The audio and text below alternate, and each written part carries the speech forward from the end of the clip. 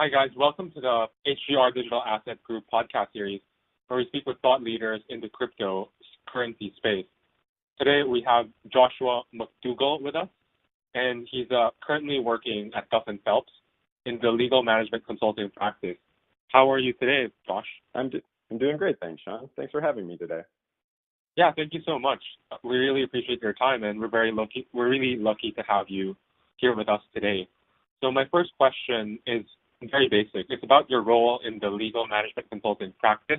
What exactly do you guys do, and how blockchain related is the work that you do at Duff Phelps?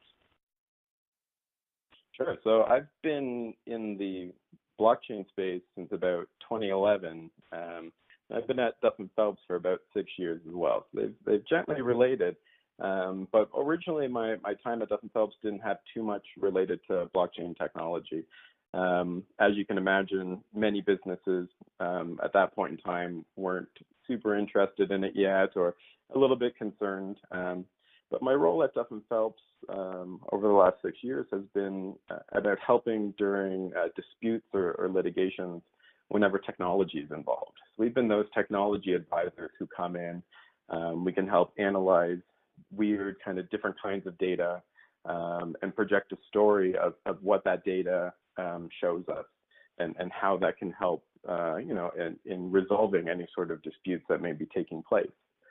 So for over the years, I didn't have too much in my 9 to 5 about blockchain technology, but I certainly understood how it was going to start relating soon in the future. As more and more businesses and more people started adopting this technology and got into it, there was just naturally going to be more disputes about it.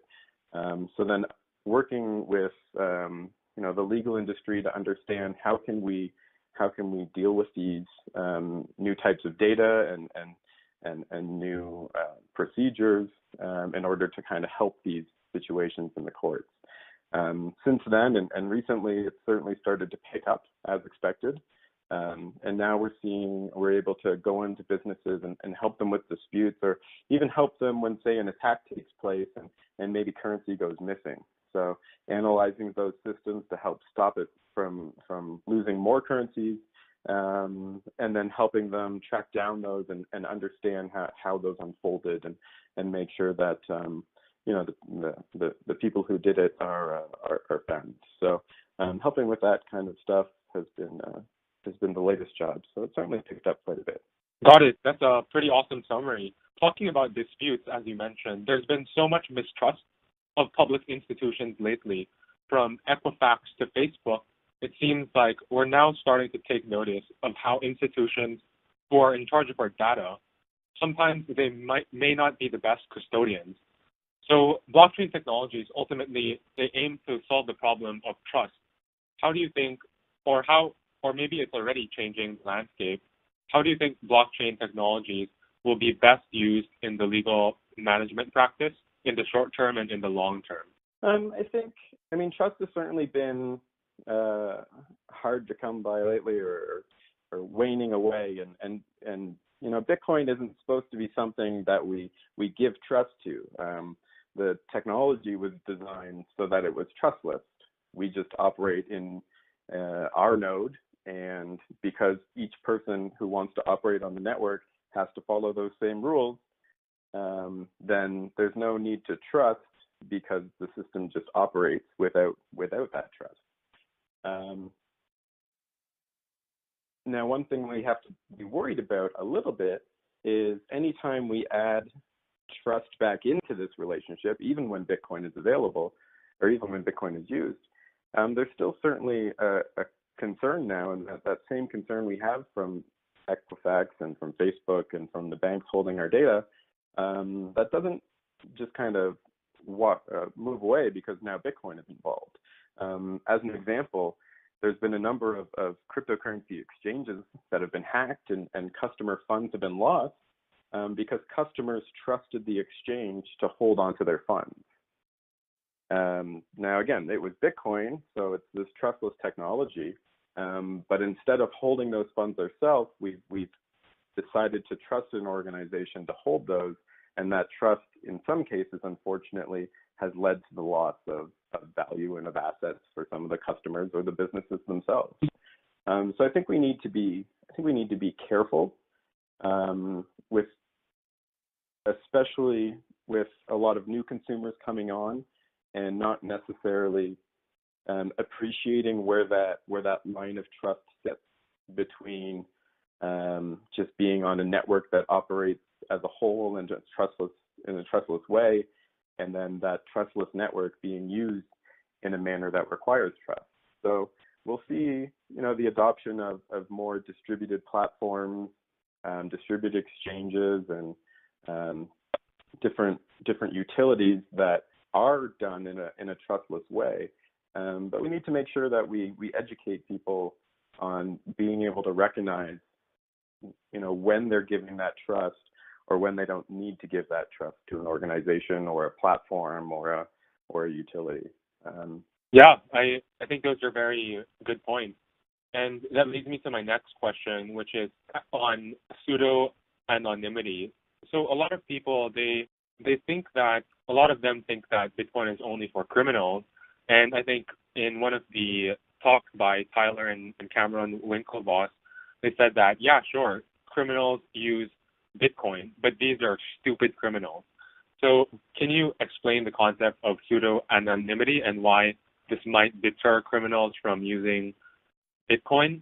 Sure. So, of course, anonymous would mean, my actions are hidden, they're secret, and they're not tied to my identity.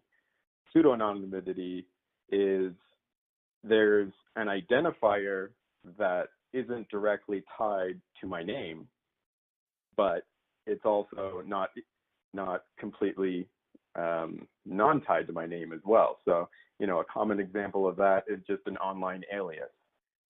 Using an alias is pseudo-anonymous if someone is able to tie that alias to your real person as well. In the case of Bitcoin and most cryptocurrencies, you have a wallet address. And that wallet address, because it's a long string of numbers and letters, people feel comfortable about it not relating to them whatsoever. But as soon as you start to kind of take a step back and actually view the process of how these wallet addresses are used, where, my computer has a list of my wallets, I send money from my address on my computer into an exchange where I've registered under my name. Now suddenly you're adding certain ties where, an investigator like myself could go and use, despite it being just a long string of letters and numbers, it's still an identifier that I can tie to a person, an organization, and then I can see, where did those funds come from? Well, they came from this address. Well, this series of letters and numbers, can I tie that to a different person or organization as well? So although people feel comfortable working behind these long strings of letters and numbers because they don't think they relate to themselves, there's actually quite a lot of evidence that's generated through using them, if you're not careful, that is heavily associative to real life identities. Got it. That's a perfect explanation. I love that. The follow-up question that I have to this is, now that most people know that Bitcoin is really not as anonymous as people think it actually is, what is your view on privacy coins like Monero, Zcash, and how do you feel like these currencies will be regulated, and how do you see them being integrated into our payment systems today? Yeah, I mean, that's a tough one, and we might just have to wait to see what time brings us on that.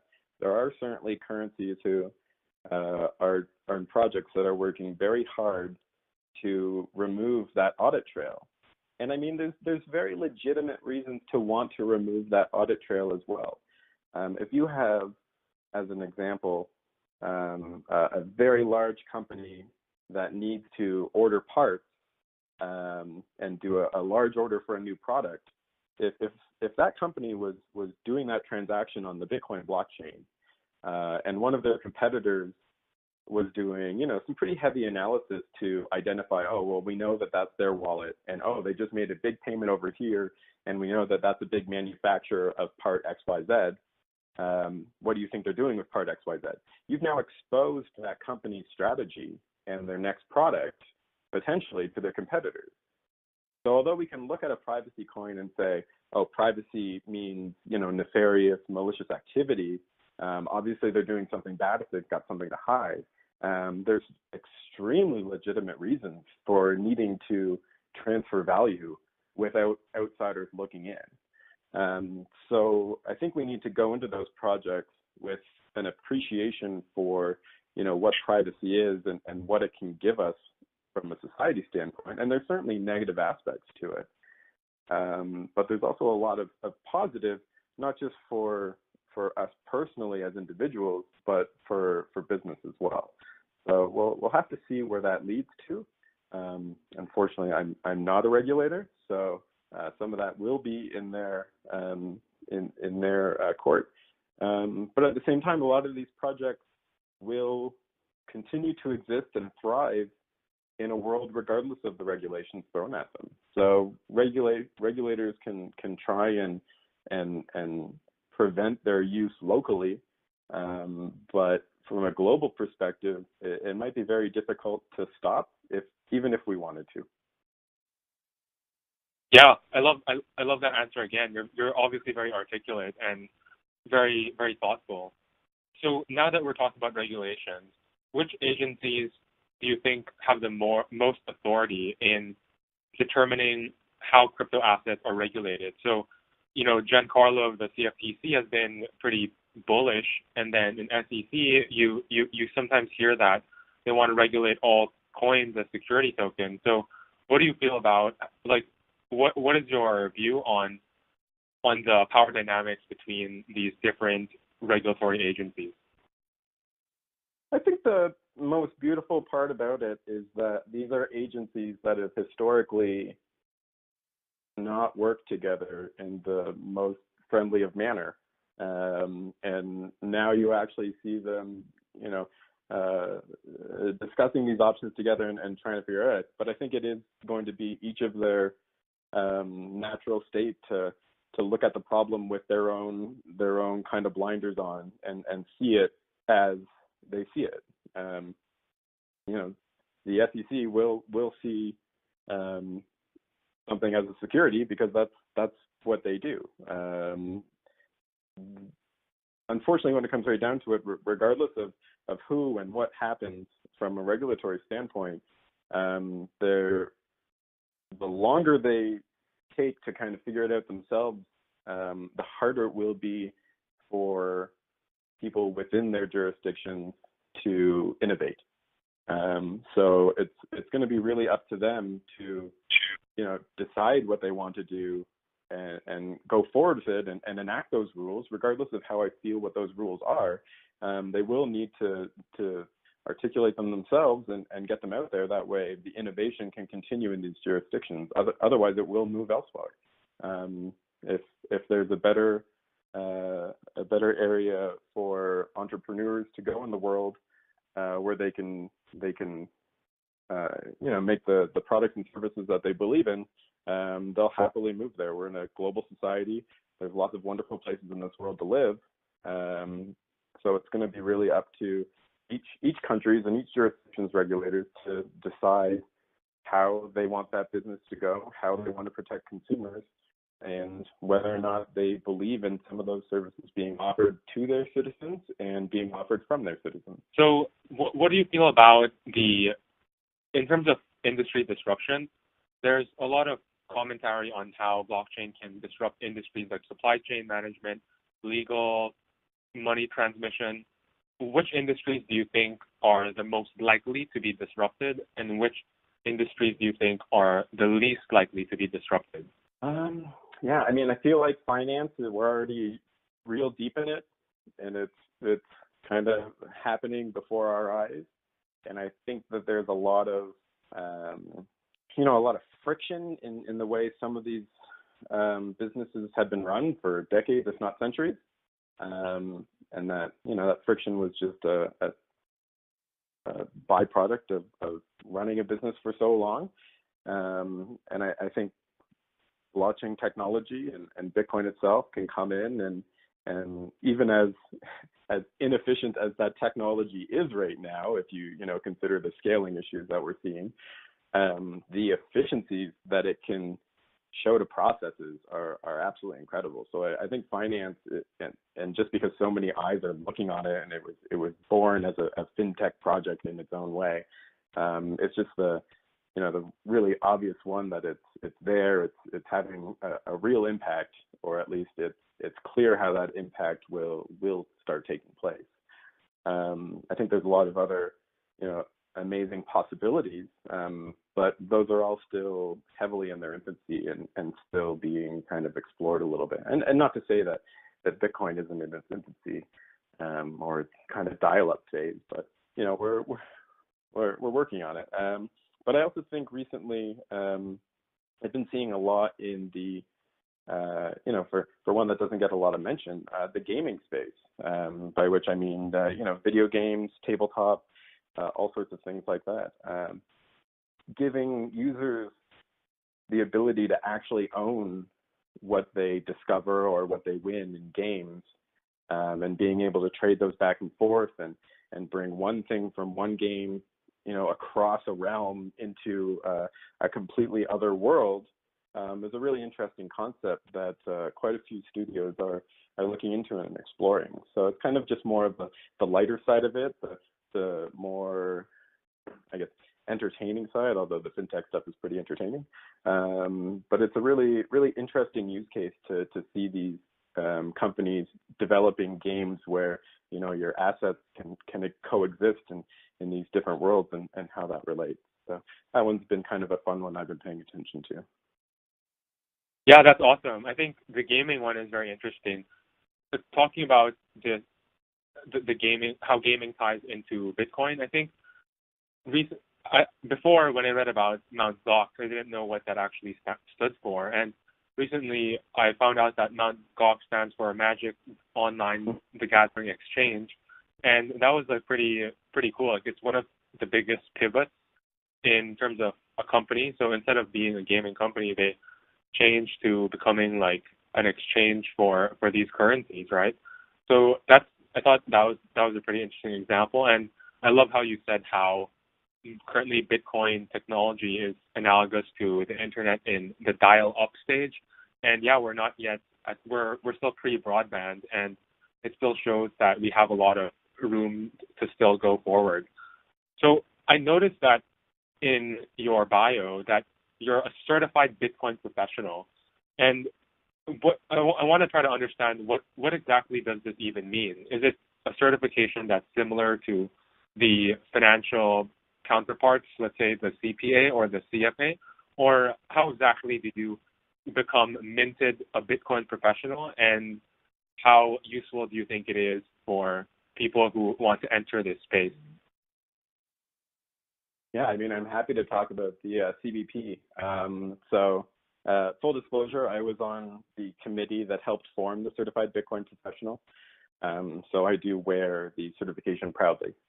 The Certified Bitcoin Professional was created out of, actual necessity for one of our businesses.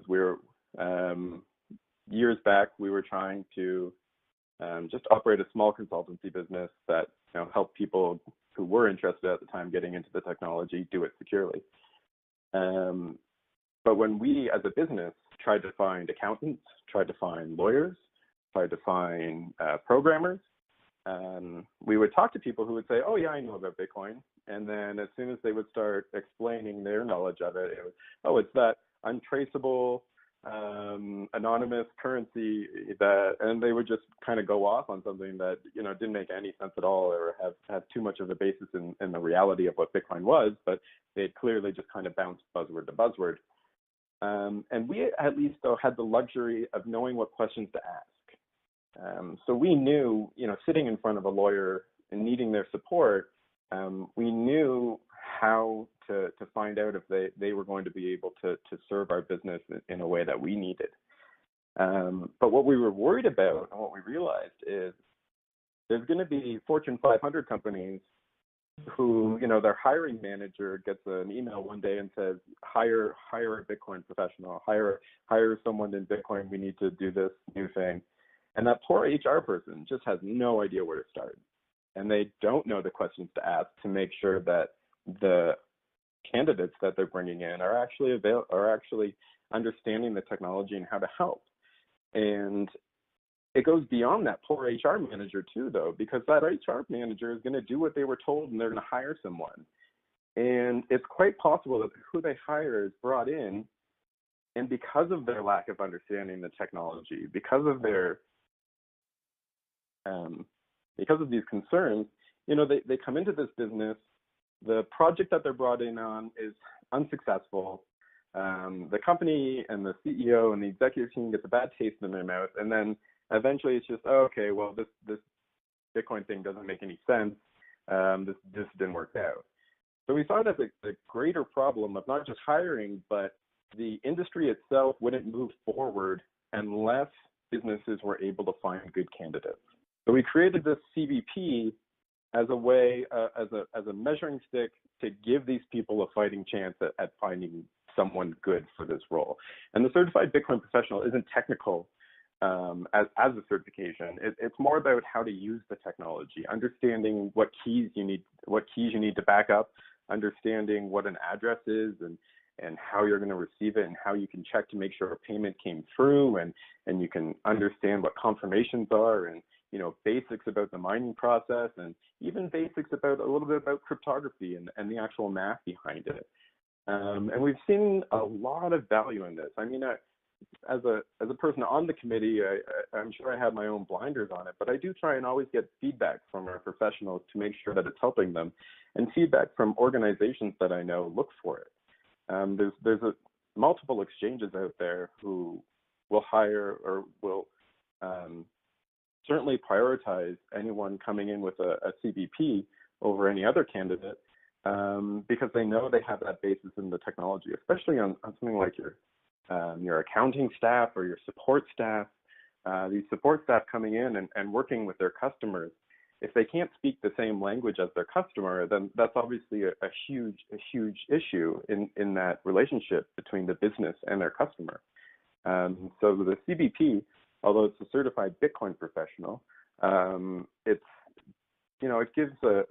indicates an understanding of the technology that's beyond just what you read in the news and beyond just quick Googling here and there. So we've been very proud of the results. We've actually got it in 69 different countries. We've got CBPs. It wasn't just created by myself. It was several leaders of the space coming together and saying, what do we think a professional in this space needs to know in order to operate on Bitcoin safely, in order to operate on the blockchain networks safely. And I think overall it's been a success. It's still growing, still updated constantly, and it's certainly a badge that I'm proud to wear. I like that. I might Google the CBP and look at your syllabus and what you guys teach the members. I think it's very similar to the CFA with regards to people in the money management profession. I think a lot of private wealth managers have the CFA designation, and it really helps them understand the various different classes of securities, and hopefully that'll translate to them making better decisions for their high net worth individual clients. So yeah, I love that CVP idea. And on credential and sort of getting a stamp of approval, I noticed too that you're on the board of directors of the CryptoCurrency Certification Consortium, and you're also the co-author of Cryptocurrency Security Standards, the C4 and the CCSS respectively. So can you tell us more about these two certifications as well? Sure. So, and I apologize, we do love acronyms, so we have very long names which get shortened down. So the Certified Bitcoin Professional is actually a project of C4, the Cryptocurrency Certification Consortium.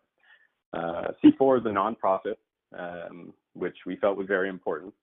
And we focus on standards for the space, both personnel and organizational standards. And recently we've been moving into more of the education space as well, to actually make sure that people give people the materials and the means they need to meet those standards. But our focus has always been the measuring stick, at least up until this point. So the certified Bitcoin professional is, making sure that the personnel has the skills they need. The cryptocurrency security standard was one that came a little bit later, but it was born mostly out of frustration, because we kept seeing organizations getting hacked over very silly things. And we knew through talking with different exchanges that everyone kind of did it in a slightly unique way, because these are all very new concepts that we were all dealing with. So, and it's not that that was a bad thing, but it was also difficult for an auditor to come in and say, okay, well, is this the best practice for what you should be doing? Because there was no best practice. So for the cryptocurrency security standard, we again brought in a bunch of industry leaders across exchanges, custodial services, wallet providers, Big Four, other advisors, just coming in and saying, okay, well, how do we know if a cryptocurrency, or how do we know if an organization dealing with cryptocurrencies is secure? So we pieced together this standard and wrote it in a way where it's as verbose and intense as necessary for, say, an exchange to follow, but it's also as succinct and important for, say, a mom and pop shop who serves coffee all day. How do they store their cryptocurrencies? So there's obviously a scale. A mom and pop shop doesn't need to be level 3, the most insane security that there is, but they do need to operate. Or they do need to know how to operate, say, in a level 1 in order to keep their life savings safe. So it's been an important standard for the industry, from both new projects coming in and understanding, new projects and services coming in and understanding, what do we need? We have got this great idea, but we don't necessarily know about how to do it in a secure way. Security is not our forte. So the standard gives them almost like a checklist just to go through and say, okay, we've done this, good. That's the industry standard on how we generate our keys. Okay, we've got this many backups across us, and we've got a wallet structure this way. We know that this is, the industry agrees that this is the better way of doing it than, say, writing it on a Post-it note and putting it on your computer. So it's been good from new projects coming into the space, because it is just an open source document. But it's also good for very established companies to make sure that their procedures are in line as well.